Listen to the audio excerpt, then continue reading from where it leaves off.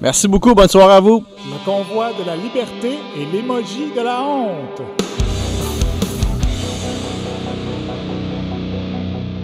Je vous dis qu'il s'en passe des choses dans l'industrie du camionnage longue route, tellement que le fameux convoi de la liberté nous a fait retrouver des personnes qui nous avaient quittés depuis longtemps. 1 an! Ça faisait 1 an que René-Claude Brazeau, l'autrice de La Galère et amatrice de théories douteuses autour de la COVID, avait quitté Twitter.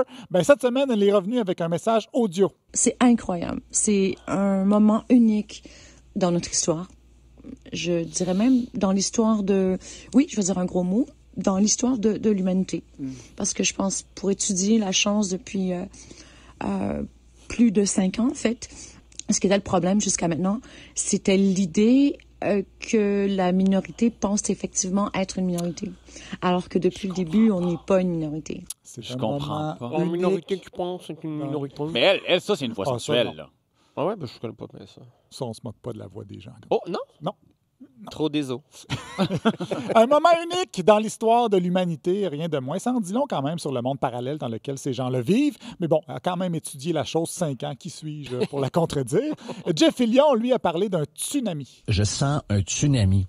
Tu sais que le tsunami, tous les tsunamis qui ont fait des ravages, les gens qui ont été victimes de tsunamis ont jamais eu le temps de se préparer. Ouais. Parce qu'un tsunami, c'est très, très, très silencieux. Il n'y a aucune vibration, juste à la toute fin. C'est ça qu'on est en train de vivre. Il a d'ailleurs tweeté jeudi dernier qu'avant l'été 2022, ce sera la fin de la carrière politique de François Legault et de Justin Trudeau. C'est bientôt, ça, l'été 2022. Un tsunami vibre sous nos pieds, dit-il. C'est la fin. Bon, c'est vrai qu'il y était quand même plusieurs à Ottawa. 2 millions selon les organisateurs, 10 000 selon la police. Mais après 3 jours, ça avait baissé pas mal. Il y avait plus de monde à notre presque 500e. Et qu'il y avait du monde. Jusqu'au Dairy Queen. Ouais. Puis ça, je considère même pas ça comme un moment unique dans l'histoire de l'humanité, sauf peut-être quand Marie-Chantal Toupin a chanté. Quelle énergie!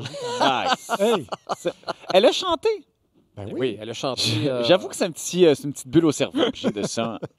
Mais finalement, c'est ni Trudeau ni Legault que le tsunami a emporté, mais Erin O'Toole, oupsie. Selon certains, par contre, les médias ont grossièrement manipulé les images à Ottawa. C'est le cas du conseiller municipal de Gatineau, Mike Duggan, qui a dit au journal Le Droit que les drapeaux nazis aperçus à la manifestation avaient été ajoutés par les médias. Ben oui. Il en a parlé au 104.7 FM. Vous dites aussi que ce sont des médias qui ont ajouté un drapeau nazi dans certaines images de la manifestation. Je me demande si c'était vraiment à Ottawa ou dans la région ou ça a été exagéré, peut-être quelqu'un l'a fait, quelqu'un a pris une photo, ça a circulé. Il a aussi dit que les drapeaux confédérés étaient seulement des symboles de rébellion. Il doit être content quand même de faire parler de lui parce que la semaine dernière, des rumeurs l'envoyaient en politique provinciale. Est-ce que vous nous dites, c'est sûr et certain, que je ne serai pas candidat pour le Parti conservateur du Québec cette année? Si la tendance du gouvernement Legault change la donne au complet, si on devient plus une démocratie, c'est la tyrannie, on commence à battre du monde en public avec des bâtons des polices, là M. Duggan, franchement. Changer d'idée. Oui, franchement. Tout est possible. Tout est possible, oui. Si Legault fait battre du monde dans la rue avec des bâtons, il va joindre le parti d'Éric Duhem. D'ailleurs, les convoyeurs de Québec ont reçu l'appui implicite d'Éric Duhem en début de semaine, mais sa députée Claire Sanson l'a pris de court en disant qu'elle n'aimait pas trop ça, elle. On ne devrait pas faire ça. Là. Les citoyens ont le droit de vivre librement dans leur ville. Non, je ne suis pas d'accord avec ça du tout. Je ne veux pas être pris dans le trafic. Alors, elle est contre la manifestation. Elle n'aime pas ça être pognée dans le trafic, une femme de principe, comme on dit. Ça ne devrait pas plaire, ça, aux organisateurs du convoi vers Québec. Je parle de la Sainte Trinité, Kevin ainsi que Kevin. Kevin de la Beauce, Kevin de la Côte-Nord et Kevin du Bas-Saint-Laurent. Et là, je vois que vous faites une erreur. Parce qu'il y a Kevin et Kevin. La prononciation. Oui, il y a des accents, il y en a qui n'ont pas d'accent. Et ça, je trouve que c'est un manque de respect. Un manque de rigueur. De rigueur. Et c'est surtout... oui, exactement. Vous essayez de mettre tous ces gens dans le même panier. Ouais. Ils ne se ressemblent tous pas les tous. Kevin ne sont pas... Ça rejaillit sur tous les membres de la soirée. Exactement. J'ai regardé leurs vidéos sur Facebook. C'est quand même quelque chose, beau Kevin. Disons que Kevin de la Côte-Nord... Kevin. Non, c'est Kevin. C'est que des Kevin. En tout cas, lui, on va l'appeler Big parce que c'est ça son surnom. Big. Lui, il n'a pas trop l'air d'un ange. Il est en colère contre le passeport vaccinal. Sauf que là, on est rendu avec du racisme vaccinal. Oui, il est victime de racisme vaccinal, lui, et il veut le dire haut et fort du haut de ses 6 pieds 4, 320 livres, dans un esprit festif et avec l'aide d'une petite milice. Ça va être convivial, ça va être festif. On va avoir comme un peu une petite milice là, à l'interne. Si on voit qu'il y en a un, il y a un antifa qui veut tout casser. Là.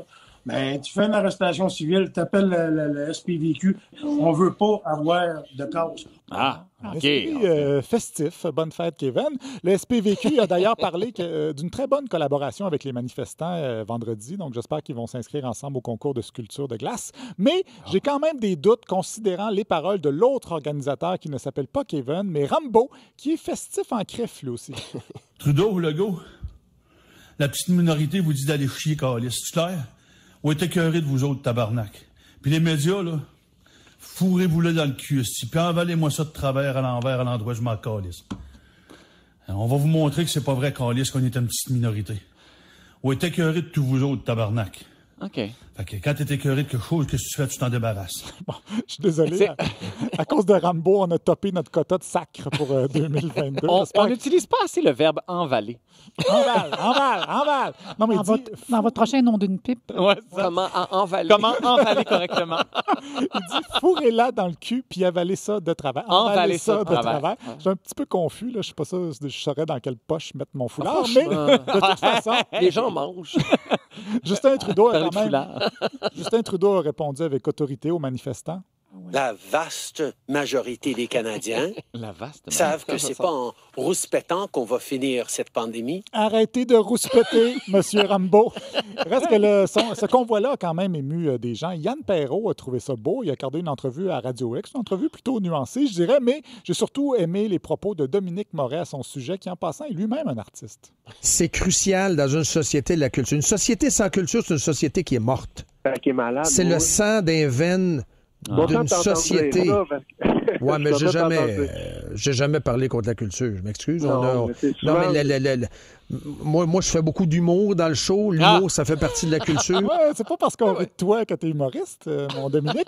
Il est très content, donc, que les artistes se lèvent. Par contre, je me rappelle, en 2018, Dominique Moret avait pas tout à fait le même discours après la sortie anti-pétrole de Yann Perrault à la disque avec les morons d'artistes dans la salle qui l'applaudissaient.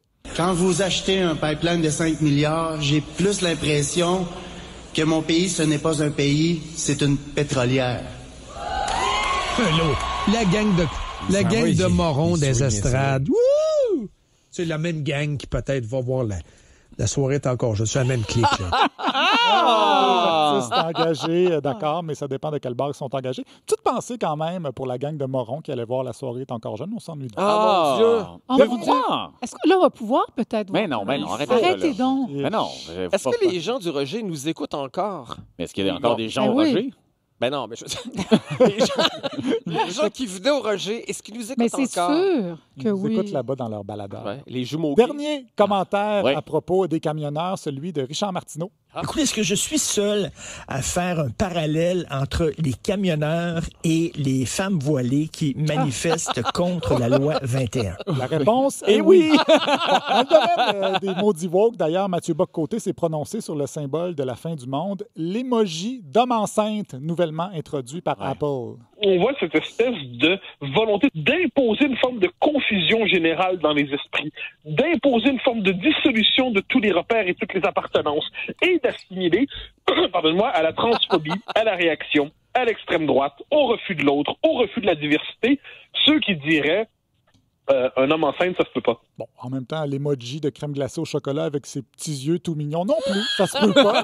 On n'en fait pas tout un plat. Donc oui, les emojis détruisent petit à petit le tissu social. Ça a commencé avec le pouce par en haut, comble du passif agressif, et ça se poursuit avec l'homme enceinte, et c'est pas banal. L'emoji, c'est la normalisation ultime d'une conquête idéologique.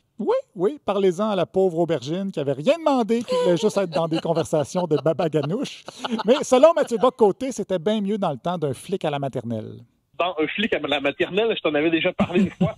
Il y a un temps, il y a cet enfant dont le père est gynécologue, il connaît 2-3 choses sur le corps humain, et qui dit « Les garçons, ils ont un pénis et les filles, elles ont un vagin. » Et là, les enfants font « comme quand on entend des mots comme ça quand on est enfant. » Aujourd'hui, ce pauvre garçon serait transphobe. Oui, il a peur qu'un enfant fictif d'une autre époque soit transphobe aujourd'hui.